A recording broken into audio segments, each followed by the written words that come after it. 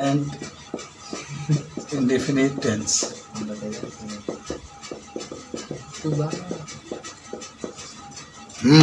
इसका हिंदी में बताओ क्या होता है? इंडेफिनिट की हिंदी में अनिश्चित, प्रेजेंट के वर्तमान, और टेंस क्यों काल, अनिश्चित काल। हाँ, तो अनिश्चित वर्तमान काल, अनिश्चित वर्तमान काल, अनिश्चित वर्तमान काल, वर्तमान काल। अच्छा, एक दिन में एगो टेंस, पहला टेंस आज हम लोग खत्म कर रहे हैं। क्या पहचानोगे कि वाक्य प्रेजेंट इंडेफिनिट टेंस में है? कहोगे सर, जब किसी वाक्य के अंत में, जब किसी वाक्य के अंत में लिख लो, है, पहचान में लिख लेना को, हाँ, जब किसी वाक्य के, तुम लोग बोलो तो हिंदी में बोलो क्योंकि रिकॉर्ड हो रहा है। भोजपुरी में बोलोगे तो भोजपुरी में रिकॉर्ड होगा, तो कोई सुनेगा तो क्या कहेगा? ठीक, ठीक है। जब किसी वाक्य के अंत में ता है, ती है, ते है, ता हूँ, आया हो, तो वह वाक्य प्रेजेंट इंडेफिनिट टेंस में कहलाता है। चलो सीख गए सब लोग कि जब किसी वाक्य के अंत में का हो, ता है, ती है, ते है, ता हूँ, आया हो, तो वाक्य प्रेजेंट इंडेफिनिट टेंस में कहलाता है। पहचान नहीं होगी? कहीं देखो, देखो उदाहरण में आपको बताते हैं। उदाहरण में देखो, 1 2 3। राम घर जाता है, राम घर जाता है। पढ़ोगे सब लोग? राम घर नहीं जाता है। क्या राम घर जाता है? ये तीनों वाक्य प्रेजेंट इंडेफिनिट टेंस में है। बोलो क्यों? क्योंकि ता है। आ गया ना? देखो यहाँ पर ता तब है, ता तब है, ता तब है, तो ता आ गया। तो सीधे क्या कहेंगे? वाक्य प्रेजेंट इंडेफिनिट टेंस में है। ये वाक्य की पहचान होती है कि वाक्य प्रेजेंट इंडेफिनिट टेंस में है कब? जब वाक्य के अंत में। अच्छा, तो आते हैं बाबू बनाने के नियम के पास। बनाने के नियम के पास, और इधर से लिखते हैं बनाने के नियम, बनाने के नियम।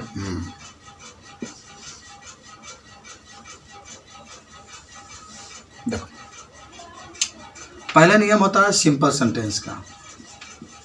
सिंपल सेंटेंस माने जैसे ये जो है ना, सिंपल सेंटेंस में राम घर जाता है, गीत गाती है, सीता खाना बनाती है, पकाती है, खाती है। तो पहले सब्जेक्ट लिख लेना। क्या लिखोगे? सब्जेक्ट। तब वर्ब का पहला रूप, इसमें यस या यस, तब ऑब्जेक्ट। सब सीख जाओगे धीरे धीरे। उसके बाद से पहला तो सिंपल, दूसरा नेगेटिव सेंटेंस। इसके लिए क्या लिखेंगे? पहले लिखेंगे सब्जेक्ट, तब डू या डज, तब नॉट, तब वर्ब का पहला रूप, तब ऑब्जेक्ट, अंतिम फुल स्टॉप। फटाफट याद करो। डू या डज, डज तब लगाते हैं जब करता है एक वचन, तभी आपको बताते हैं एक वचन करता क्या होता है। तीसरा होता है इंट्रोगेटिव सेंटेंस। आप 8 में पढ़े होंगे, फर्स्ट टाइप के। तो पहले डू या डज, तब सब्जेक्ट, तब वर्ब का पहला, तब ऑब्जेक्ट, अंतिम क्वेश्चन। 4 नंबर है इंट्रोगेटिव सेंटेंस।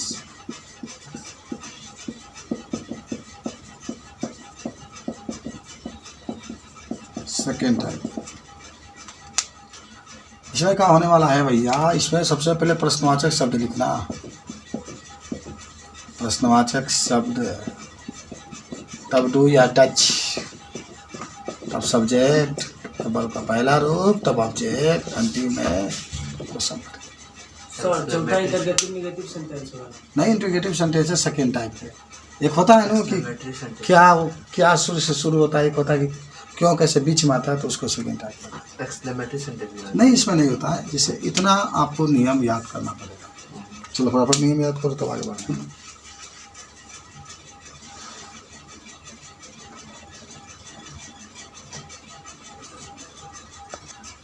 एक चीज इसमें लिख लेना था, नहीं, एक वचन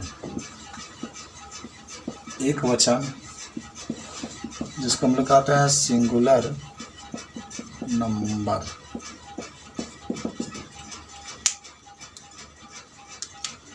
माना कि जब किसी वाक्य में कर्ता अकेले हो तो उसे सिंगुलर नंबर, इसी को एक वचन कहते हैं। चलो याद कर लेना तुम लोग। उदाहरण में देखो का सिंगुलर नंबर होगा। कहीं ही आ गया तब वो सिंगुलर, सी आ गया तब वो सिंगुलर, ईट आ गया तब वो सिंगुलर। किसी का नाम आ गया, किसी का नाम का मतलब राम, श्याम। किसी देश का नाम आ गया, देश इंडिया का नाम जानते हैं ना। किसी देश का नाम आ गया, इंडिया जैसे है, सब ये सिंगुलर नंबर के रूप में कहलाते हैं। सबको हम सिंगुलर नंबर कहते हैं। सुनो ध्यान से, इसके साथ हमेशा डच का प्रयोग करते हैं। कहीं नोट कर लेना कि डच का प्रयोग किया जाता है। ये पता है बहुवचन, प्लूरल नंबर।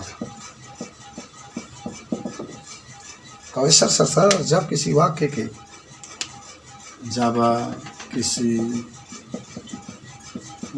में कर्ता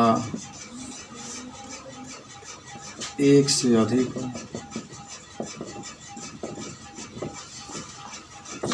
तो उसे बहुवचन कहते हैं।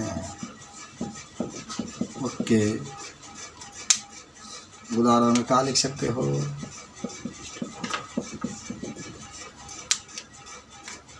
कहीं आपको दे दिया तभी उदाहरण में बहुवचन।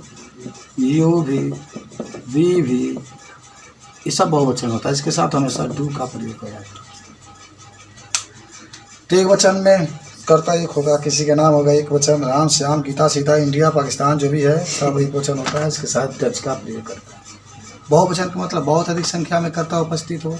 जैसे अगर कहीं दे आ गया, दे माने वे लोग, ये माने तुम लोग, वी माने हम लोग, तो हमेशा कर्ता जो होता है वह हम लोग बहुवचन के रूप में देखते हैं। ठीक है, लिखा गया। आओ तो कुछ वाक्य को देखते हैं। कई देश में कि मोहन घर जाता है।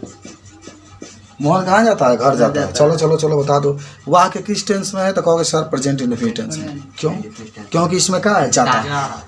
तो चलो मोहन घर जाता है। देखो ये सब्जेक्ट होता है, इसको क्या कहते हैं? सब्जेक्ट। और ये ऑब्जेक्ट होता है और ये होता है वर्ब। जितने भी वाक्य होंगे शुरुआत का जो पहला शब्द होगा सब्जेक्ट, तब ऑब्जेक्ट, तब वर्ब। सब्जेक्ट, ऑब्जेक्ट, तब वर्ब।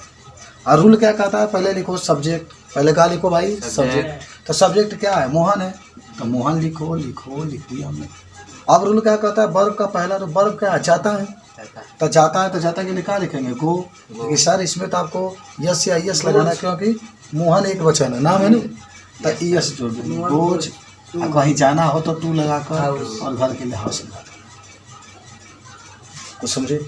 देखो रूल यही है ना। इसी के हिसाब से सब्जेक्ट है तो मैंने लिख दिया सब, मोहन सब्जेक्ट है, घर ऑब्जेक्ट है, जाना आपका क्या है? वर्ब है। तो हो गया, सिंपल सी बात है। सर सब्जेक्ट लिखिए मोहन, तो वर्ब का पहला रूप गो। लेकिन अब ये भावल है तो यह जोड़ देंगे टू हाउस। अच्छा मान लो ये आ गया, मोहन घर नहीं जाता है। क्या होगा? सर का बात करते हैं ये नियम से सब्जेक्ट या डू या Dutch plus not plus verb का पहला। चलो पहले मोहन है तो मोहन लिख लो। अच्छा जब एक वचन है तो किसका प्रयोग करोगे एक वचन के लिए? डज का। एक वचन हम लिख देते हैं यहाँ पे। Mohan does not. तब मोहन डज एक बार से क्या लिखेंगे बाबू? नहीं के लिए नाट लिखिए। तब वर्ब का पहला रो तो वर्ब यही ना है, जाना। तो गो टू घर के लिए हाउस। Mohan does not. समझ में आया? Yes sir. अच्छा बहुत अच्छी बात है। क्या मोहन घर जाता है? क्या से शुरू हुआ सर? जब भी वाक्य क्या से शुरू होगा तो क्या की अंग्रेजी हम लोग नहीं लिखेंगे। क्या की अंग्रेजी हम लोग नहीं लिखेंगे। अच्छा तो क्या लिखेंगे? ईज।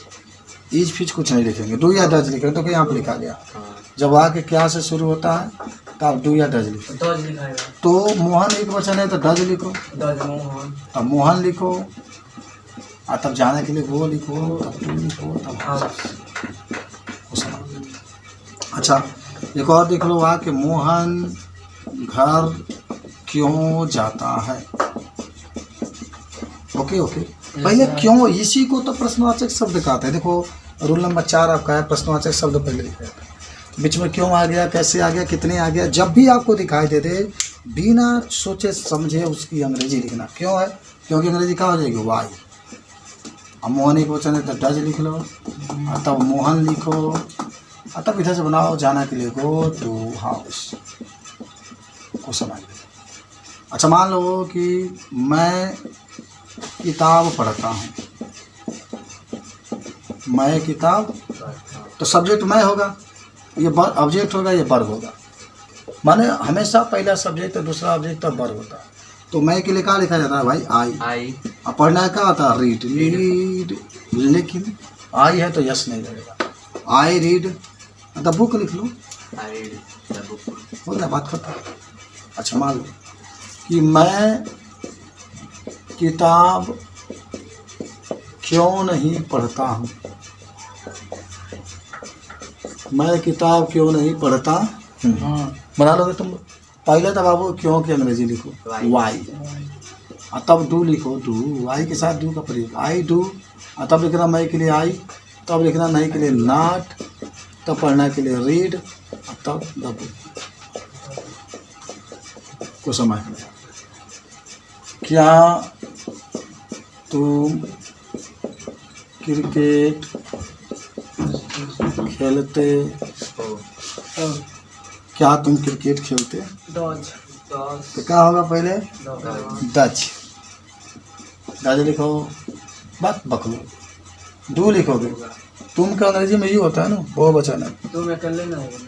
तुम अकेले है, तुम माने तुम लोग, ढेर लोग हो जाए। तो तुम लोग रहेगा तब ना। चलो तुम हो, तुम लोग हो, तुम सभी हो, यू लिखा जाता है। डू यू खेलना को होता है प्ले, तब लिखना क्रिकेट, तब क्वेश्चन। चलो चपरासी घंटी, चपरासी छोड़ो। मैं आम आम आम खाता। तो I eat mango. I eat mango. तुम फुटबॉल नहीं खेलते।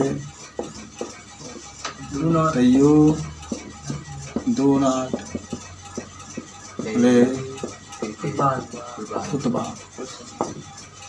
ठीक है। राधा घर जाती। राधा के राधा लिख लो। Goes to house. बहुत सिंपल है यार, पहले इसको लिखो तब इसको तब इसको। तो 10 एग्जाम्पल थे, बना लोगे, लिख लो तो बाकी हम लोग देखते हैं।